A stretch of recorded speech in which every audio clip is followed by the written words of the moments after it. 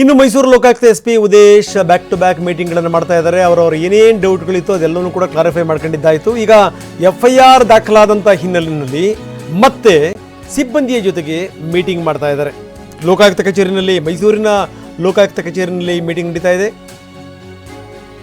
Lokayukta S P Udesh ಮೀಟಿಂಗನ್ನು ಮಾಡ್ತಾ ಇದ್ದಾರೆ. ತನಿಖಾ ತಂಡ ರಚನೆ ಮಾಡೋದ್ರ ಬಗ್ಗೆ,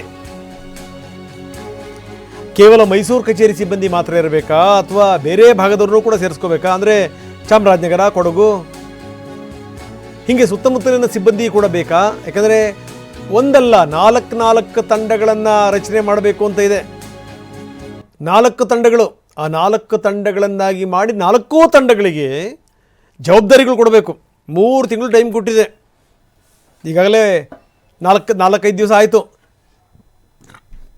3 ತಿಂಗಳು ಟೈಮು, 90 ದಿವಸ. ಡಿಸೆಂಬರ್ ಎಂಡಿಗೆ ಅವರು ವರದಿ ಸಲ್ಲಿಸಲೇಬೇಕು. ಹೀಗಾಗಿ ಒಂದೇ ತಂಡ ಅಂದ್ರೆ ಆಗಲ್ಲ, 4 ತಂಡಗಳನ್ನು ಮಾಡಬೇಕು.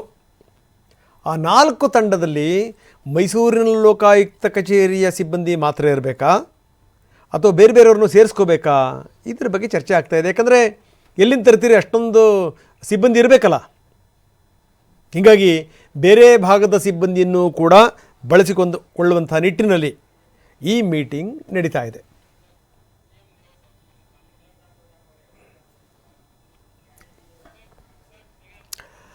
ಒಂದು ಭಾಳ ಅದ್ಭುತವಾದಂಥ ಮಾತಿದೆ. ಇರುವಾಗ ಎಲ್ಲ ನಂಟರು, ಇರದಾಗ ಯಾರೂ ಇಲ್ಲ ಅನ್ನುವಂಥ ಒಂದು ಮಾತಿದೆ.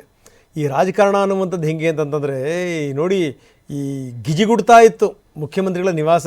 ಮೈಸೂರಿಗೆ ಬಂದುಬಿಟ್ರಂತ ಮುಗಿದೋಯ್ತು. ಆದರೆ ಮೈಸೂರಿನಲ್ಲೇ ಇದ್ದಾರೆ ಸಿದ್ದರಾಮಯ್ಯನವರು. ಅವರ ಮನೆ ಮುಂದುಗಡೆಗೆ ಖಾಲಿ ಹೊಡಿತಾ ಇದೆ.